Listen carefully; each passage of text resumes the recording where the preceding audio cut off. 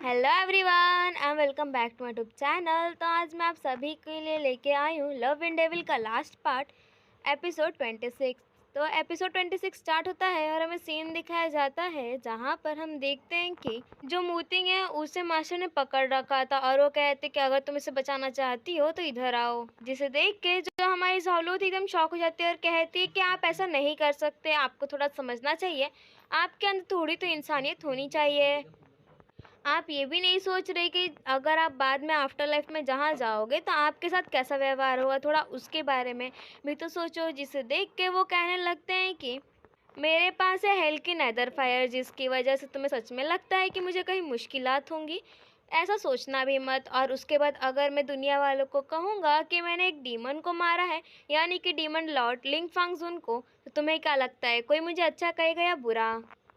और उसके बाद मैं तुम्हें भी मार दूंगा, क्योंकि मैं तो ये भी बोल सकता हूँ कि तुम हमारे सेक्ट के होने के बावजूद तुमने एक डेविल के साथ दी, जिसकी वजह से तुम्हारे साथ जो होगा वो तुम्हें भी पता ही है।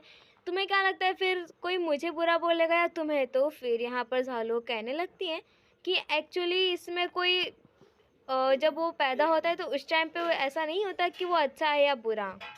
वो दिल की बात होती है, जिसका दिल साफ होता है वो अच्छा होता है और जिसका दिल में इतना खोट रहता है वो बुरा होता है। जिसे देख के वो कहने लगता है मास्टर कि मुझे देखो तुम्हारी फालतू की बकवास नहीं सुननी, मैं पता है तुम्हें मुतिंग के सामने मारूंगा। उसे भी तो पता चलना चाहिए कि जो उसका क्लोज है अगर वो उसके सामने उसे छोड़ के जाए तो कैसा फील होता है। और उसके बाद तुम्हारा जो सोल है उसे निकाल के मैं देखना अपने बेटे के लिए श्रद्धांजलि दूंगा।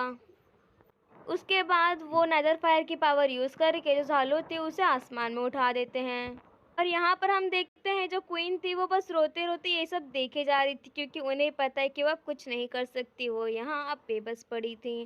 तो जो झालुओं थी वो अपने अंदर का जो सेंट वाला सोल था उसे एक्सप्लोर कर देती हैं, जिसकी वजह से जो मास्टर और उनके जो लोग थे वो एक ही बार में मर जाते हैं। और यहाँ पर जो मोतिंग था वो बस मना करते रह जाता है, बट वो इन सबको बचाने के चक्कर में झालुआ नहीं सुनती।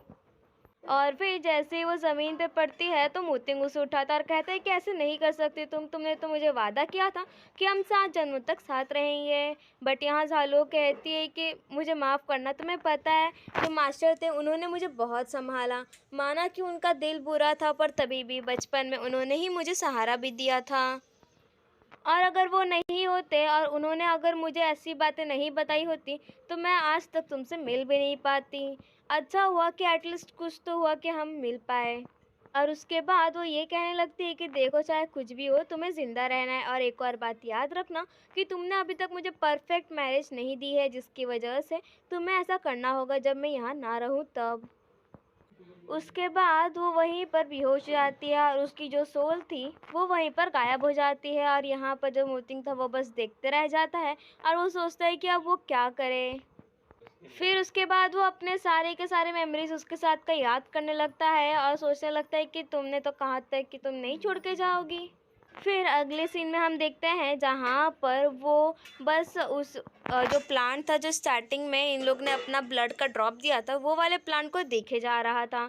तो फिर जो क्वीन थी वो आती है और कहती है कि मुझे पता है कि तुम्हें बहुत दुख है कि झालू नहीं रही, बट मुझे लगता है शायद मैं तुम्हारी हेल्प कर सकती हूँ। और उसके बाद वो मोतिंग को बताती हैं कि एक्चुअली मैंने एक अफवाह सुनी है कि इस दुनिया में एक माउंटेन ऑफ लव ऐसा करके एक पहाड़ है, कहते हैं कि जिसने उसे ढूंढा है तो वहाँ की जो मास्टर है वो तुम्हारा ख्वाहिश पूरा कर देंगी।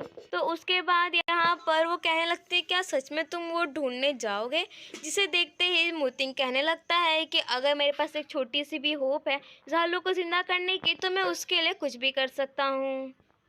फिर अगले सीन में हम देखते हैं जहाँ पर जो मोतिंग था वो पूरे दुनिया के सैर पे निकल चुका था, जहाँ वो सारी मेमोरीज फिर से याद कर रहा था और कहता है कि चाहे कुछ भी हो मैं तुम्हें वापस ज़िंदा करके ही रहूँगा। और उसके बाद वो अपने सारे मोमेंट्स को याद करते करते वहीं उसे बहुत बुरा लग रहा था। फिर अगले सीन में हम देखते हैं जहाँ पर जब वो माउंटेन को ढूंढ लिया था तो वहाँ के जो मास्टर थी उनसे कहने लगते हैं कि मैं चाहता हूँ कि आप प्लीज़ मेरी हेल्प करो और आप प्लीज़ मेरी वाइफ को वापस ज़िंदा कर दो। जिसे देख के जो वहाँ की मास्टर थी जिनका नाम सेमिंग था वो कहने लगती हैं कि एक्चुअली वो क्या है कि माना मैंने तुम्हें इसे ढूंढ लिया है, ये पहाड़ को, बट एक बात है, जीना और मरना ये किस्मत का खेल होता है। ठीक है, जब तुमने इस पहाड़ को ढूंढ लिया तो दिखाता है कि तुम अपने वाइफ को कितना प्यार करते हो। इसकी वजह से मैं तुम्हारे लिए एक हेल्प कर सकती हूँ, बाकी ज़िंदा रहना या होना ये उसके ऊपर है।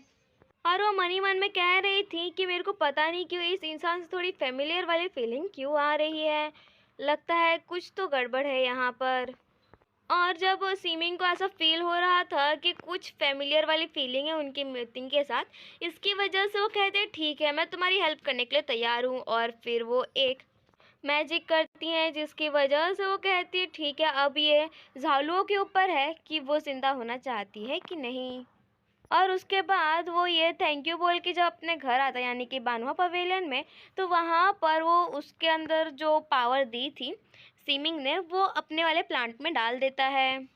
और उसके बाद उसने जो पावर ली थी उसे वापस वो प्लांट में जैसे ही डालता है तो थोड़े टाइम के बाद उसमें लाइटनिंग होने लगती है।